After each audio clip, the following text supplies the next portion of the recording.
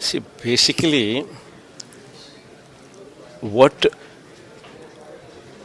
the change what should be brought about is not Hindi. Hindi can also be a language, what can be learned. But the medium of education should be English. See, this is the biggest change that should be brought about throughout the country.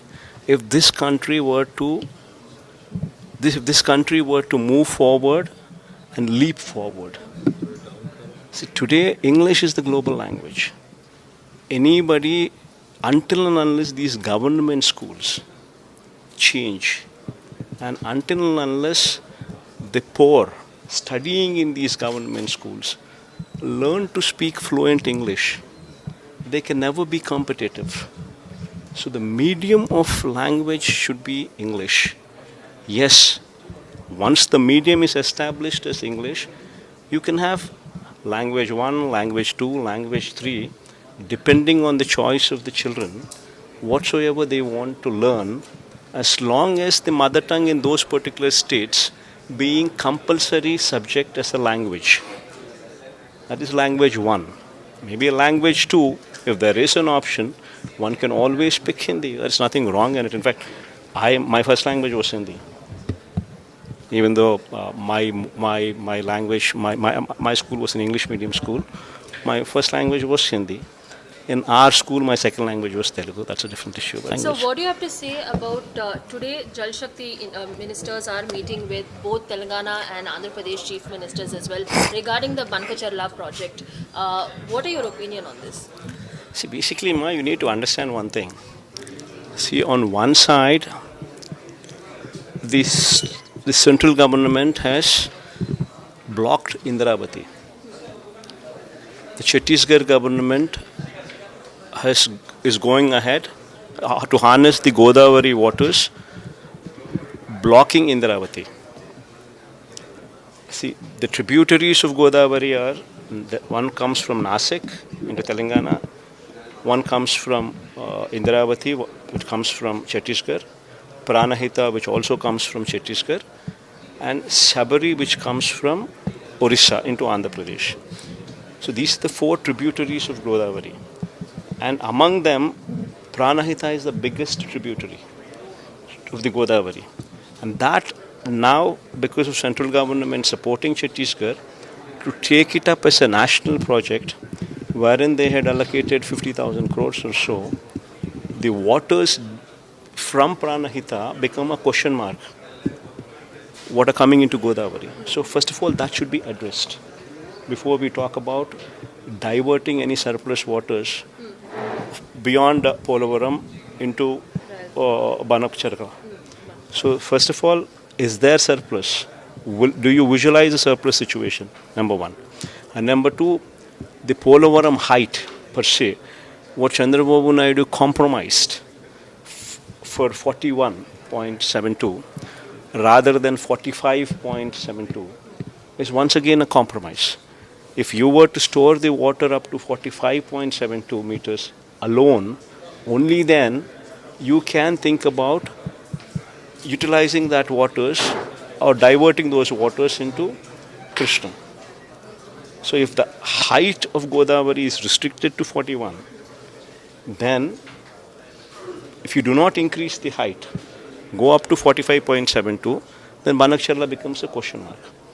So if central government stops funding and restricts it to 41.72, then the state government's responsibility is to figure out a way to mobilize another 15,000 crores so as to meet the R&R package, so as to store the water up to 45.72 meters.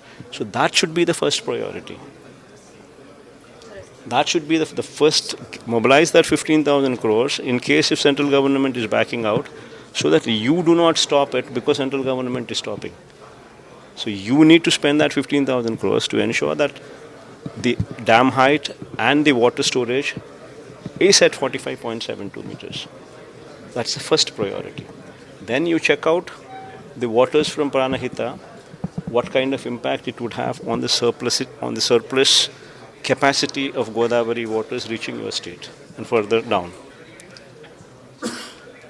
Then you make an assessment and take a call whether to go ahead with it or not. Obviously, nobody can stop you because you were the last riparian state. Because if the waters were to be stopped, then the waters are left. After the waters, once they reach the state of Andhra Pradesh, if they are not harnessed, they go into the sea.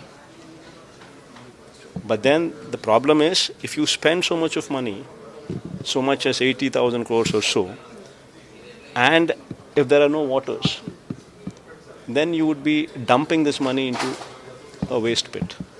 So that needs to be a cautious call that state government would have to take, considering these factors now which have come up, be it Chhattisgarh going in to stop the Pranahita river, and Polavaram, central government confining it to 41, and Chandrababu Naidu compromising Polavaram to 41. So we've seen Tamil Nadu and Karnataka fighting about Meghdadu, Telangana and Andhra Pradesh fighting about Mankacharla Polavaram project.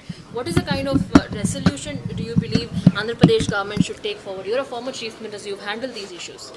That's what I said. The whole topic what I had at least brought forth was this exact subject. No? This exact subject deals with that. So you need to first understand whether there is surplus water or not for you to take a call, given the current changes that have taken place.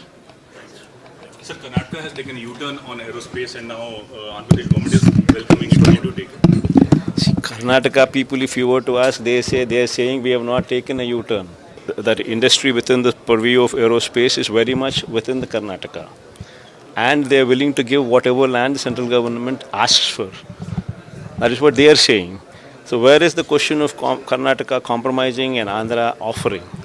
So all this is just a story which is being built up. Sir, but Andhra Pradesh IT Minister Nara Lokesh is saying we'll give top 100 companies 99 paise ka land. What do you have to say? Because he's saying we're welcoming companies like that.